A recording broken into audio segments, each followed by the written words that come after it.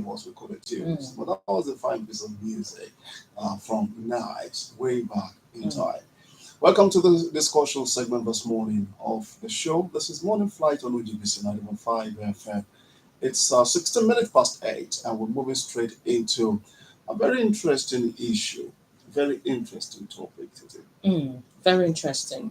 Age declaration, at the law courts, an instrument for age falsification that's focus on this flight this morning. A lawyer once said, age declaration is a critical document in legal proceedings, especially in cases involving minors or pension benefits. However, the ease of obtaining false age declaration has led to widespread falsification. Age declaration in court is a legal process where an individual formally asserts their identity or confirm eligibility for certain rights and responsibilities. While it can provide a means of clarifying one's age, it can also be misused for age falsification. In cases of age falsification, individuals may present fraudulent documents or testimonies in an attempt to alter their age for personal gain. Research shows that age falsification has serious social implications, particularly in Nigeria, where it is rampant. It affects the education sector, employment opportunities, and even the country's national planning. According to a human rights advocate, the vulnerability of age declaration to falsification undermines the integrity of our legal system and compromises human rights. In any part of Nigeria, falsification of age is a serious criminal offense. Most people falsify age through any of these means by writing, stating, providing, or verbally claiming wrong age, by deposing to oath age, by rewriting, doctoring, erasing, and forging documents containing age. As seen in these instances, apart from falsification of age, most people also commit forgery in the process of falsifying age, where a person that falsifies age is a judge, judicial officer bound to always state truth. Such officer may also be charged with offense of false evidence. In northern part of Nigeria, including states in the northern part of Nigeria and the Federal Capital Territory, Abuja, falsification of age includes the provision of false information and is punishable with imprisonment for not more than 6 months, or where the falsification of age or false information is related to an offense or arrest. The offense is punishable with imprisonment for not more than 2 years and or with fine. Then, what are the reasons behind age falsification? According to researchers, the reason for age falsification is to gain unfair advantages in either education, employment, or sports, to evade criminal responsibility, or to access some societal benefits. Cultural and societal pressures, lack of birth registration, limited access to documentation, weak institutions, corruption, and inadequate verification processes all lead to age falsification. Now, how can we address age falsification through age declaration? According to a lawyer, age falsification can be addressed through implementing strict verification processes, utilizing technology like biometrics, analyzing false claims, improving birth registration systems, enhancing education and awareness, and engaging community leaders, strengthening institutions, ensure transparency and accountability, and protect whistleblowers. What are the consequences of age falsification? Perjury charges, loss of benefits or opportunities, compromised national statistics, distorted demographic data, insufficient resource, social injustice, undermined trust in institutions, compromised goods, and perpetuated inequality are the consequences of age falsification in our country. Age declaration at law courts has become an instrument for age falsification, undermining the integrity of our legal system and societal values. To address this issue, we must adopt a multifaceted approach, such as strengthening institutional capacity and accountability, implement robust verification processes, leveraging technology, enhance education and awareness campaigns, promote international cooperation and knowledge sharing, review and amend existing laws and policies. Age falsification is a complex issue requiring collective effort to resolve. Why do we falsify age? What role will our law enforcement agents play in this regard? How can we curb age falsification? These and many more questions shall be on the front burner as I have as guest Professor Jimo Obuyele, Professor of Counseling, Psychology and Psychometrics, Taishola University of Education, Ijagun, Ijebode. The lines to call are 0803 437 9453 and 0814 No, I like the question you posed that why do we still have age falsification? Of course, there are reasons, and if there were not sufficient reasons, people will not be. You want to ask yourself is why do we have as a problem in this age of technology? If you have the right system in place, if you have the right database, You want if to have you the have right the right biometrics. connectivity, why should we? Why should it be a problem? Declare one age here, declare another age else, and then at the end of the day, nobody is able to know this person has really lied about his or her age. Until maybe after he has gone with it, and maybe he has been able to accomplish whatever I want to accomplish with it. But the truth is, if we look at the effect of age falsification on our national life, then we begin to appreciate the effort that we are trying to make this morning. Because the truth is, it is very impacting on everybody, whether we know it or not. One single person who has declared a false age, the ripple effect will affect 10 other people, Exactly. one way or the other. Exactly. And so it is very important that we begin to look at it now. What is wrong?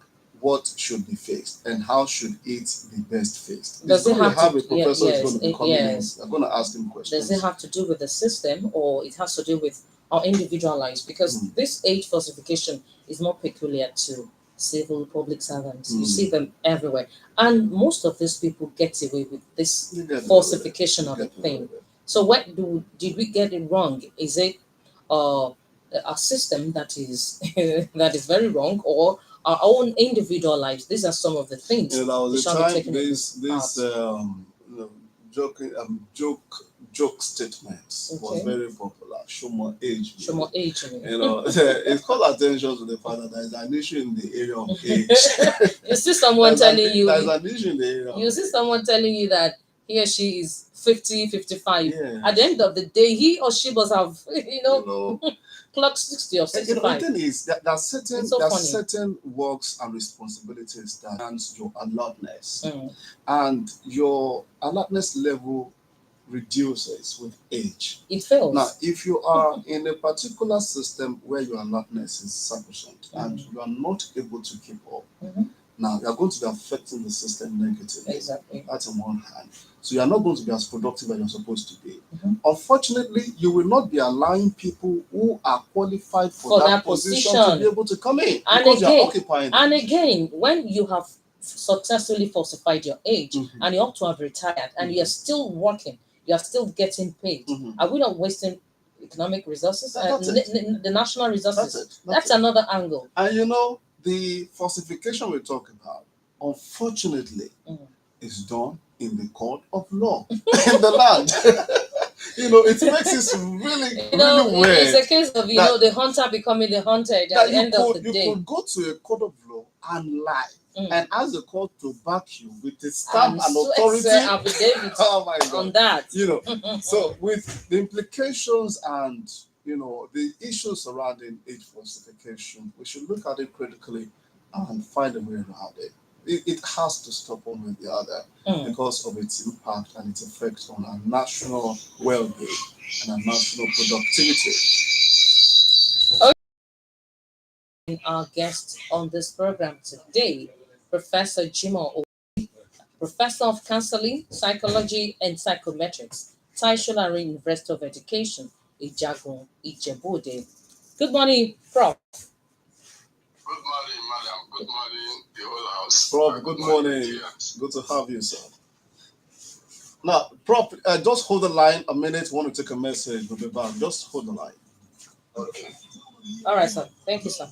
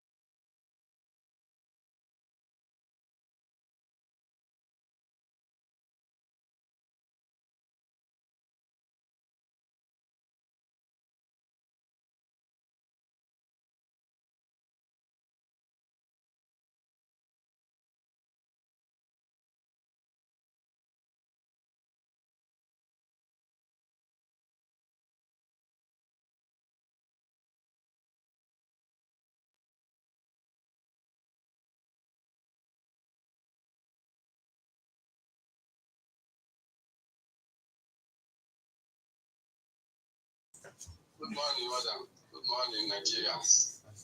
Okay, so we are looking at age declaration at the law court. How prevalent is age falsification in Nigeria? Thank you, madam. The issue of age falsification is a very delicate and one that permeates virtually every strata of our society. It occurs to those who we can refer to as educated, that is the elites, even those who are referred to as the masses or those in the market sometimes, or those in the society themselves. They do falsify their ages. Sometimes for social reasons, sometimes for economic reasons, and sometimes for political reasons. In other words, they do so when they know that their actual age does not qualify them for that particular thing they are looking for. For instance, if we look at the issue of education, I think this topic is even coming up at the right time. Now that Nigeria is trying to re-strategize concerning the 6334 system, I think recently we hear in the media a lot of debates about the age at which a child can enter university or tertiary institutions. Our system or our law says a child should be an adult before entering institutions. That's at the age of 18. But that process has been abused for a long period of time, whereby you have children being given multiple promotions and so on. And now, at the age of 16 or sometimes 15, they have written WAEC, they are now ready for tertiary institutions. So you will see that because people want to be able to beat that law, they want to beat that system, it is possible we begin to have a rise in age falsification, especially among our children or among the students. It also occurs even in the civil service. You see people who are due for retirement who are not ready to go. So sometimes they go back and falsify their age. They reduce the ages so that they can be able to stay more. Forgetting that doing that will have a lot of implications, not only on the system, it will have it on even themselves, the person who is falsifying his own age. Because if you are 70, for instance, or you are 65 and you say you are 60, after all, your agility will not be as it was when you were 60. So it's like overstretching oneself, all in the name of making a living. So at the end of the day, it turns on their head. And of course, it tells the system, those who are supposed to go and give room for fresh blood to come into the service. So in order to move it forward, they will not be able to do that. So, and if it is not only limited to employment, sometimes even on the issue of unemployment, it occurs as a result of unemployment too. There are people who have graduated several years. Now, when they now see advert and the advert is saying that the person should not be more than 25 years of age, and here is a candidate who is already 30 years of age, you find that they rush back to the court. They want to falsify their age so as to be able to qualify for it.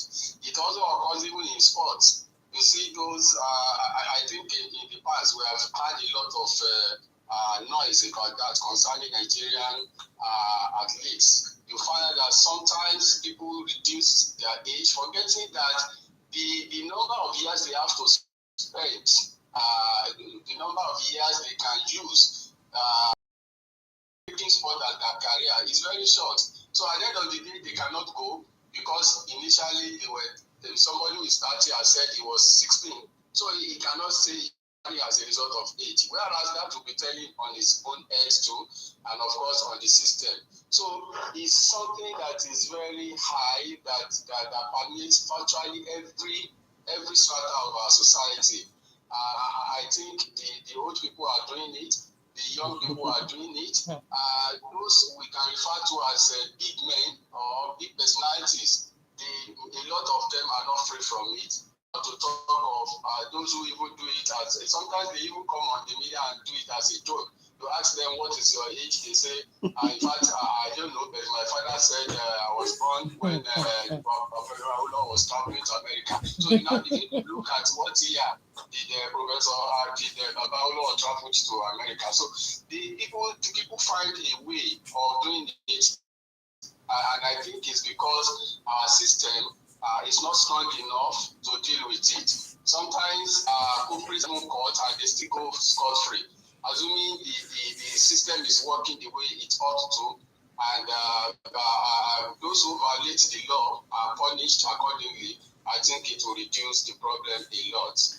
All right, Prof. Thank you very much. That was quite extensive and detailed. We appreciate that. But then, who generally do not know their age or their ages. Of course, that was the time I heard about a woman who was having a chat, and she said, "I was born the year that this person died." She mentioned a particular person. That's what our mother told her. You know, there are people like that. That is true, I think, to a certain extent. If we are talking about our parents, for instance, or people of maybe 50 years and above, well, you can claim that you don't know your age, but I think Nigeria has come of age now. Yeah. We are now in a system whereby even the day you are born, it is documented. Yes. Especially if the birth was done at the hospital, it is documented. All right, Prof. And, it is pardonable for some people who are of age, but for young people at this particular time, it is believed that they do not know their age because at least let's take the Southwest for instance. It is difficult to see. They even said our literate percentage is very high. We are above 50%. So meaning that it is difficult to see a family where you don't have one or two literate persons. Even if the parents cannot document it, there will have been one or two persons in the family who will have helped them to document. So I think until we begin to emphasize the fact that it was tolerable at a time, but now the level of relation should reduce, and that is why if anybody who does not belong to the bracket that I've talked about, maybe 50 years to be 18. Now, so Prof. Want to implement Yeah. So it's possible now see young persons now coming up to say that they do not know their ages. Prof, we need to dwell on certain areas in this discussion. Very important. We want to know how harmful this trend is. You have mentioned a couple of them, but we need to isolate it so that people can understand why we have to do this. How harmful is it? Harmful. Let's take it sector by sector. If we do not control it in education, it means that at the end of the day, we'll be having people who are not qualified to be in the system. They will be in the system. They can be manipulated by their peers. That's why you see a rise in courtism, court activities. So people who know that they are innocent, these children do not know anything. So they come to them with a sugar-coated mouth, and they convince them that if you go along with us, you are making your life. So one problem in education is that there will be a lot of crisis. Apart from that, they may not even be able to cope with the system because they are not matured enough, and so they may not graduate to time. The issue of examination malpractices may also be on the rise. And if we look at this civil sector, you find that the problem will continue to be there. And those who are there, those who have falsified their age, their level of productivity will be going down, because even if they want to do, they do not have the activity to do. So their strength is going down, whether they like it or not, and they will not be able to perform as expected, and that will affect productivity in the service. And I think all of us can even see it at present. You find that you get to some offices, the officer who is supposed to be there is not around, because he has gone to check his health or something like that. And so a lot of things will be delayed. There will be delay in decision making, even at the level of government, and there will be delay in actualizing the goals set by the government. And of course, if we look at the sports aspects too, like I said the other time, of even sportsmen and women, because age and you are claiming that you are not of age, you'll be given a task that yourself to do it, it may tell on the earth. Apart from that, you will be denying opportunities to the who have the ability to be able to do it. They will not have the opportunity to do it. And we know that that's why we continue to have a rise in the unemployment rates in our society. You find that a lot of youth people are around. Sometimes if a senior person retires, his salary can pay even 2 or 3 graduate salaries who are just starting their career. So look at the extent to which if 100 people their salaries for 3 persons, it means that we are already denying 300 people employment opportunity in the system. How is it possible that people are able to do it even in your claim another age at this time of technological development, that the moment you type in some things on the internet, you get a lot of information, but people are still able to do it, meaning that it weakens our system. Because those who are even supposed to implement law, they play down the law, and the law will be able to take it. Then it tends to even fuel corruption, a major problem that we have been talking about in the country, that we know that it is retarding our progress. So because people know that the person who is coming to claim a particular age does not actually belong to that age, so there's opportunity for them to say, okay, go and create also amount if you want it gone. And because he needed to do it, he may be able to pay them. So corruption is enhanced at that particular level. Okay, Prof. Now, before we proceed, we'll have to go on this break. We'll be right back. Okay.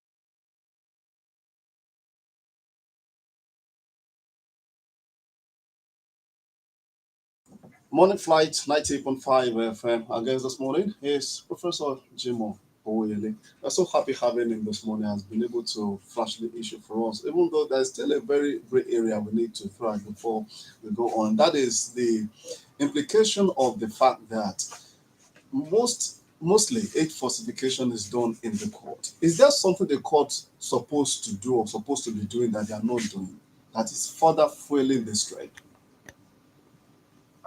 Thank you, sir. I think there are a lot they have to do. The first thing is that we have to look at the law itself. The aspect of the law that permits, what do we call it, swearing or taking oaths to be able to state your age. Maybe we have to look at it and see in what ways have people abused the law, and look at the areas that can be amended in order to make it to be strong enough to prevent age falsification. Another thing is that we have also to do what they call institutional capacity building. Sometimes this takes for call because those who are even in the process are not supposed to. Those who actually qualify to handle it may not be on the table, may not be around, may not even be in the service. So we have to look at that area too and see, because if they are competent, if they are qualified, if they have the required knowledge, trainings on technology, how to use to the technology to detect lies and falsifications, I think they may need something like that. Then we also have to look at the people, the family itself. Let us leave the law and look at the people, because it is because a lot of our values are eroded these days that these things are rampant. If from the family level, a child already knows the implication of falsification, implication of lies, and of course of age, I think that will go a long way to reduce the problem in our society. So we have to be able to look at the family institution and see what are the. We all know that the family institution is very weak today in our society, because a lot of marriages cannot stand. You find out that a lot of things are not available. And sometimes you even have parents who do not even see anything bad in falsifying things, even in the presence of their children, they do it. So when the children now have cause to do it, they do not see anything bad in it. So I think we also have to look at that. Okay, now, Prof, let's take a look at law enforcement agencies. What role do you think they need to play in preventing age falsification? Of course, they have some roles to play, because sometimes the process even say that you go and get a police report or something like that before you are able to do what you want to do at the law court. So I think what they have to do is to strengthen that process, to be able to say that no, we do not give room for falsification. We want to do it in a way that will be helping the nation to solve that problem. So they can also embark on what we call capacity building trainings too. And of course, advocacy, we need to also educate them. A lot of people feel that it doesn't matter. You know, that kind of attitude, that's still a problem in our society, that people, even things that matter, things that even affect them, they do not see the way it affects them. So because if you are helping somebody to falsify his or her age, indirectly you are also denying your own children some opportunities, because maybe that's your own children to also read the same course that person claims to have read and is still on the seat. So if it doesn't leave, your children cannot come up. So if we look at it from that elementary perspective, I think they also have a lot of roles to do, and they also have to strengthen their process of investigation or the process of verification of ensuring that the information that this person is given is actually correct. And that takes us to the level of technology. These days, it is difficult to have the security personnel to perform without empowering them with necessary technology. There are technological devices that can easily facilitate their jobs too. I think we should look into that direction and see how do we empower them by providing technological devices. Okay, let's move to the caller at home. The listener at home. Let's see if we can accommodate a couple of calls this morning on this very germane issue today. 0803-437-9453 and 0815-032-0226. Hello? Hello, good morning, Titi, and good morning, Debo. Good morning, sir. Good morning, Professor Jimo. Owoyele. Owoyele. Sorry, I am calling from Bishop. Good morning, sir. The line is not clear now. Please just go ahead, sir. Okay. Age declaration is expected to be done by people who genuinely did not have their fabric that. However, many people now, especially some people who are enlightened, and most guilty in using age declaration in courts to falsify their ages. And as I pointed out, maybe the courts are completely because they don't have the technology to detect if there is a lie. They don't have the technology. Apart from the fact that there are people there who are, as I mentioned, or as our data mentioned, who are not even there to verify anything. All they want is to claim their marks and issue that. Even if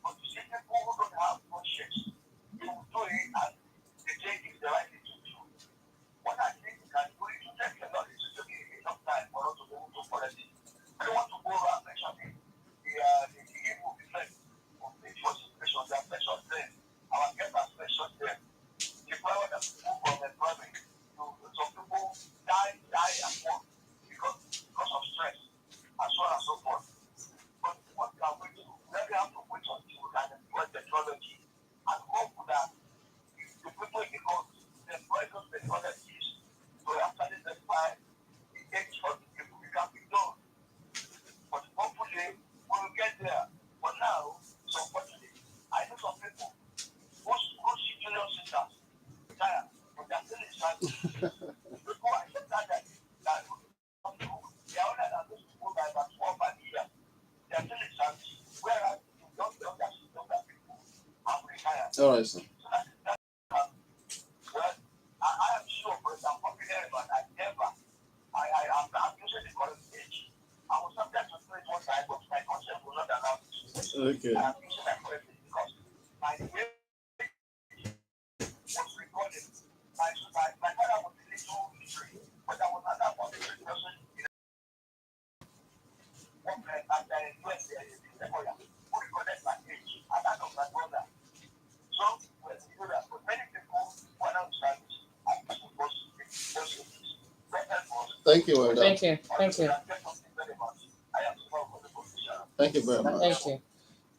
Prof, just hold the line. We want to accommodate maybe one or two more before you react to them. 0803 437 9453 and 0815 032 0226. We're looking at age falsification this morning, its implications, of course, the way to check the trend so as not to affect our nation and prospect of Nigerians negatively. 0803 437 9453.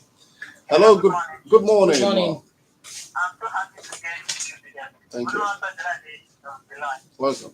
morning to Professor Oyele. There's a lady I had into my company many years ago. She was born 1985, but she wrote 1983 in her form. I said, why is there? So that you will not know that she's younger than her age. I just understand she didn't do anything. She just want to feel that, it's a casual job then. Then I have a name. I just thought she's listening to me now. I don't care. She was sick and we are to hospital. She was born 1982. My sister, the mom, got married 1983. She never got married to family. And she said she was born 1975. To the nurses, that some drugs go to age. Yes. I told her, yes. Anyway, you can't keep us from house. That's our case. Because me, my issue, just recent, I was talking with a cousin I've not met, and I was calling him Abu. He now sent a message to me that he's 53 years. Am I sure? And I said, look, I'm speaking 6. Funny enough, this guy was born 1976. I saw the mom yesterday, and the mom told me he was born 1976. So why are you hiding to his age? Because I wonder, was technology that will stop the game was being introduced to Nigeria. But people are doing it. But I don't, parents are doing it for their children to enter primary school, to enter secondary school. In fact, they are not helping them. All right. That's what I'm saying. Thank you very Thank much, you. Ms. Maybe Ojelade. we just ask the prof to. All right, Prof, wrap it up. we want to react to those submissions. Please, you will help me to summarize them because the network was bad. I couldn't hear a lot of what they are saying. Oh, really? Well, they were not questions, really. They were just submissions, just like expressing their opinions on the matter, too. And of course, I think the summary will be that they're just wondering what can be done to check the trend. Okay. Thank you very much. I think, like I said the other time, we have to do what they call value reorientation at the level of the family level. Begin to tell our children what is right and what is wrong. And the societies that uphold values, a lot of these things will not occur. So we need to let them know that there is no small lies or big lies. A lie is a lie. So and the moment we as individuals, as Nigerians, begin to realize that whatever we do has a lot of implications for our development, for our security, for our economy, for virtually every aspect of our life, I think it will go a long way to help. Then secondly, the law enforcement agents, they have to be alert to their responsibilities of ensuring that they do proper investigation, verifications of facts before they are accepted. Okay. And the legal system too must be strengthened in such a way that it will be difficult for anybody to beat it. So the moment we decide to do that, I think it will help a lot. And for